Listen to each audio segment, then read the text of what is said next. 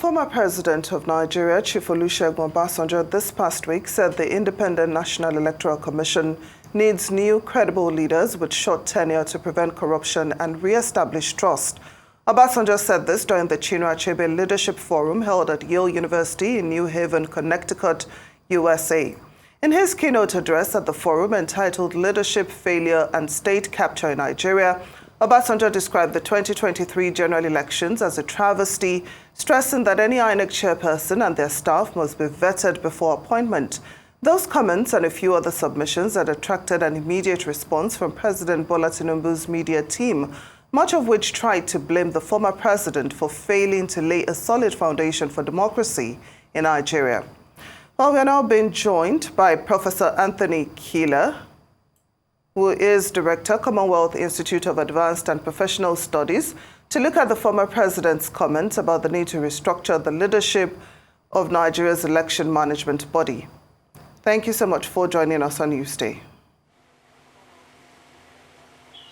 Thank you very much. Good to be here. So, Professor, what do you make of the former president's comments on calls for new leadership in INEC, new credible leadership in INEC?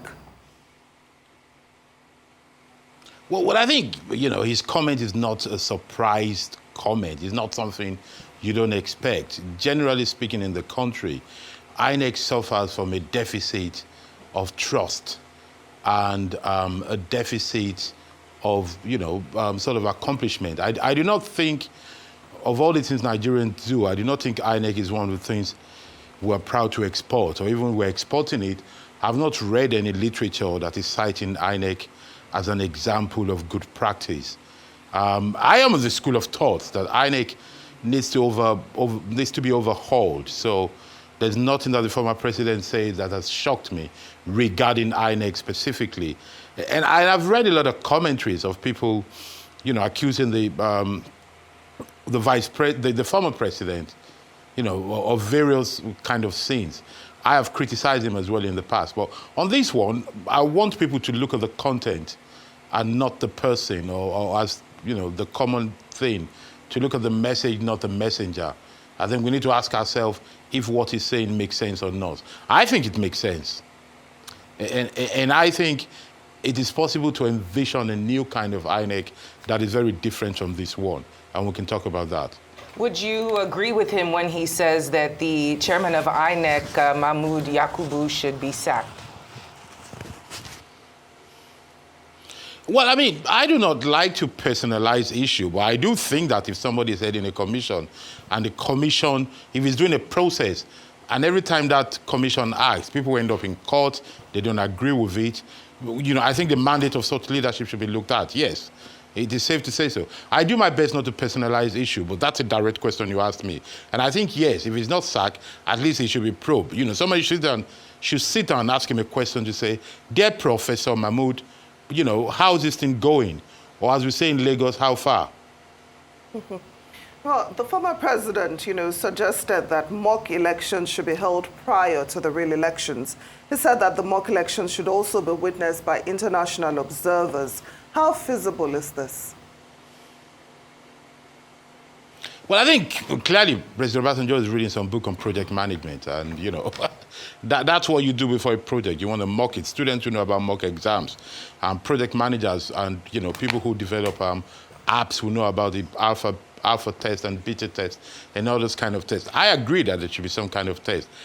I do not know how feasible it is to do a proper mock election, and the viability of that. But I do believe that a proper dress rehearsal is necessary so that we can avoid some very elementary errors like starting late.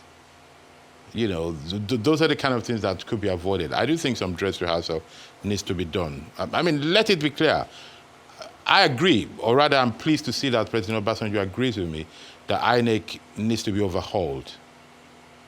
Moving away from INEC, the other part of Obasanjo's speech, some are wondering what the point of all of it is, especially with the timing, and whether or not constructive criticism offered in public forums to the government in any form it actually moves the needle in terms of righting some of the wrongs or the issues that are addressed? Does complaining ever get us anywhere? What can we expect from this? Well, I think there are three sides to that. Number one is that if you give a high-profile lecture like that, I mean, one will expect something tangible to come out of it. You cannot go and give a Chinua Achebe lecture, and just give platitudes. One expects, something very cogent, even controversial. To that extent, I think it's a fantastic speech that he has gone to give. Should we all agree with his speech? I think not. It is very legitimate, possible and legitimate, to disagree with any speech, including Chief Obasanjo's speech. But when we disagree, there are three kind of, disagreements. If you are a citizen, you should be looking for what is not true in what he says. If you are perhaps an analyst or a student of literature or political communication, you should be looking at the structure and the content and the possible effect of the speech. If you are in government and he has given a speech against you, you'll be trying to prove him wrong. It's not a question of argument. If the man says you have a failed or failing state, you should do things to prove that he's not a failed or failing state. So, we need to go past this, anybody just waking up and saying whatever they like. By the way, OBJ is not anybody, in terms of his political experience, in terms of education, and in terms of gravitas in the world. So he can speak, more than most people. So when he speaks, I think most of us, the rest of the world, should just study it and see where they can make amends, not go and insult him or just push back. That's a bit shallow and lazy way of doing things. But in terms of, yes, does he have consequences, you ask? Yes, I think it does. We're talking about it and people are thinking about it. And I think those who care about the country and hold their job with seriousness will try to take serious what he says. By the way, when he talks, those who matter in Nigeria listen, and I think outside Nigeria, a lot of people listen as well. So it does matter what is said in this kind of conversations. Former President Obasanjo also said that a number of judges are in the pockets of wealthy politicians and that they make judgments not based on the law, but to the highest bidder. Now, how do we change this narrative, that seems to be widely accepted as the truth regarding our judiciary in Nigeria? You see, those are the two crucial elements in what you've just said. Number one, my bigger concern is that it is widely accepted. That's a very terrible thing, and you're not making it up. I say this because I speak to people for conversation and for research. And there's a general acceptance, there's a tendency to actually believe that our judiciary is corrupt. By the way, just a few hours ago, a few days ago, a report came out showing that our judiciary is very corrupt. That's a very dangerous place to be. The way to get out of it is two things. One, for the members of the bench themselves, the leaders, not just the members, the leaders of the bench in particular, to come out and say, this is unacceptable. We're going to clean up the substance and we're going to clean up the image. If it is not true that the judiciary is corrupt, then the leaders of the judiciary needs to look at whatever is making people think they're corrupt and deal with it. If it is true that the judiciary is corrupt, then they need to clean up. And they need to show people that we have decided not to be seen as corrupt. And these are the steps we're taking against it. Part of the step will be welfare of the judiciary. If they're so poor that they're tempted to take bribe, we better pay them more and give them a better life. But if beyond their poverty, they're just greedy or corrupt, then we need to clean them up and punish a few of them so that the rest can see that it is not good to be corrupt. By the way, it is important for us to remember, all of us as citizens, to know that a corrupt judiciary is one of the index of a failed state, because if you cannot trust those who are charged and paid to arbitrate conflict, then the essence of the cohesion, the essence of being together is failed. That is a very bad place to be. Fair enough. And what do you make of the presidency's reaction, well, its strong reaction to former President Obasanjo's lecture? Well, I think I do not like, self-centered reactions. I think there's a part of me that's very parliamentarian.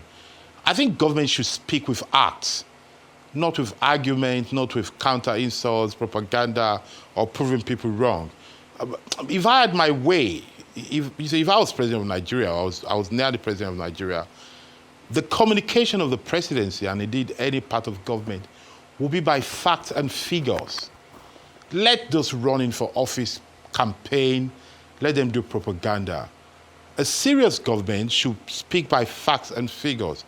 They should say, we're doing these 200 things to achieve these 500 things. And their communication should be very clear, straightforward like that, so that you can verify it. Once you are in power, you are above everyday dispute. That should be left for people who are ambitious to get into power, or people who are unhappy because they're out of power, or people who pontificate or analyze. Once you're a government, you should govern. But this issue, focusing on the messenger instead of the message, it seems to be a continuous sing-song, for this administration. And even the previous one before it, we've been hearing, stories of how the opposition political party destroyed Nigeria so much and they've been working to rebuild. But it's a bit worrying, isn't it, that almost 10 years after taking power, we're still having this same issue. So what does it say about the mindset of our leaders? What does it say about our democracy in Nigeria?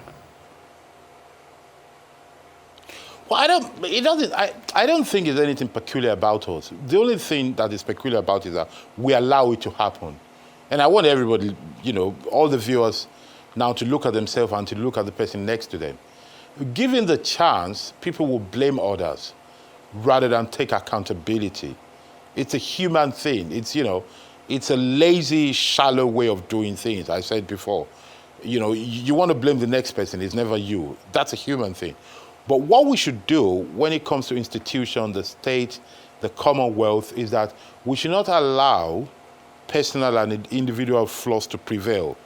We should allow institutional sense to prevail. And the way to do that is to insist that no, if you hear somebody say, oh, we're resolving the problem of the past, say no, don't do that. The reason why you're here is to resolve the problem of the past. I remember, you're right, this is not a new thing.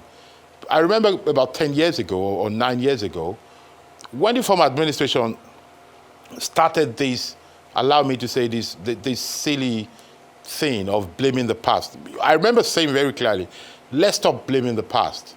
Because the reason why you're here today is because Nigeria condemned that past. So let it go. Tell us about your solution.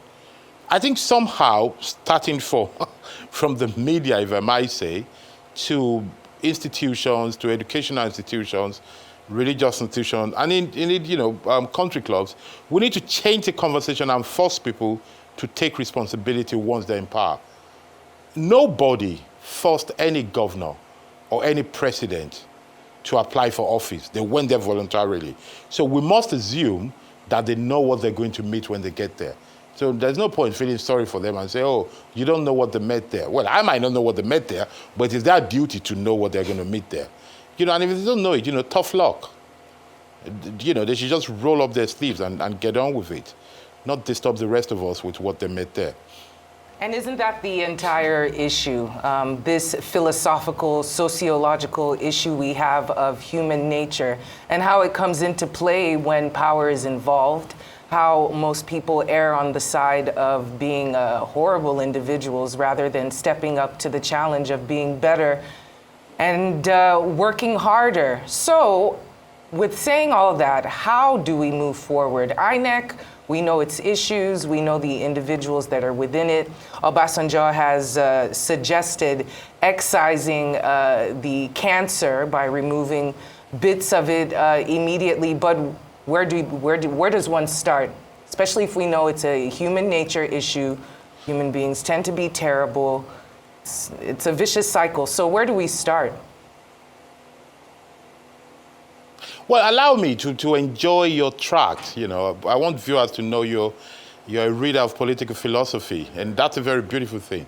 This nature of human beings, we must pack it outside. Once we get the institution, while human beings are personal, instinctive, and sometimes selfish, when we deal with institution, when we deal with the Commonwealth, we have to be rational, we have to be collective, and we have to put our best feet forward. Not because all of a sudden everybody in power has to be a genius, but because the act of government is not an act of one person.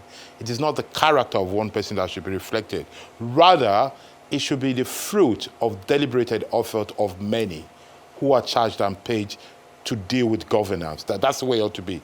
That is generally. Specifically in terms of INEC, I think some people need to get together and imagine, then design a new INEC.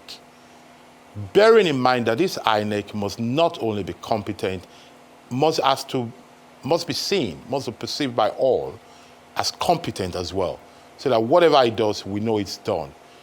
Personally, if I was with those people, I would propose an INEC that is very digitalized, an INEC that is very decentralized.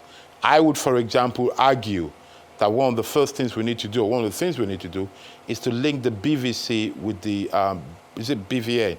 PVC with BVN. I would argue, for example, that instead of queues everywhere when it's a year or so to election time, let the registration exercise be continuous, and let us outsource a huge part of it. For example, just the way banks give out ATM, since we've linked BVN with PVC, let bank be in charge of giving out PVC as well. You go and collect in the bank. If you don't have a bank account, we'll try to meet you at your needs. But frankly, I also believe that if you don't have a bank account in 2024, I'm not sure you should be voting at all. But you know, that's me. Well, Professor, just before we let you go, the former president touched on the issue of state capture. He talked about the sale of government assets to a few elites. He talked about the Emilokon philosophy and, of course, you know, an individual extending his 25-year rule, you know, of a particular state. What are your thoughts on all this? And do you really believe that indeed there is state capture? How do we reverse this? Is it possible to reverse this? I believe that the fear of state capture, the risk of state capture, is always there. I also believe that what allows the former president to throw a critical, negative assessment blanket on the current administration is because, quite frankly, the current administration is not perceived as doing well. If you judge it, it depends on how you judge it. If you judge it by the cost of food, by the availability of money for most people, not a few, if you judge it by the rate of current exchange or the cost of energy, petrol, electricity, and number of children out of school, then you can see why it is easy to say, oh, the state is not going well. I think that gives it credence. If the country was in a place where people were getting jobs, food was cheap, everywhere in the country was safe, and things were better than it was yesterday, nobody's going to even listen to what the President Obasanjo is saying. It will appear strange. The reason why we're talking about it is that it is credible. What he's saying appears credible because of the way the situation is. To fight state capture, you know, which is a real thing. State capture, just for our viewers, allow me to, in less than 30 seconds, to say that state capture is what happens when a part of the state, a very tiny part, use their influence, either personal interest, ethnic, religious, or business link, to take what belongs to the rest of all of us, and you know, nepotism and all things like that. So the way to fight it is to use transparency, build institutions, and insist on accountability of everything that we've done. So every inch of what is of the Commonwealth, of the state, should be accounted for and should be rationalized. That's the way to deal with it. Well, very well said, and always great to have you here on the program, Anthony Kila, Director of the Commonwealth Institute of Advanced and Professional Studies. Thank you for joining us here on Newsday Today.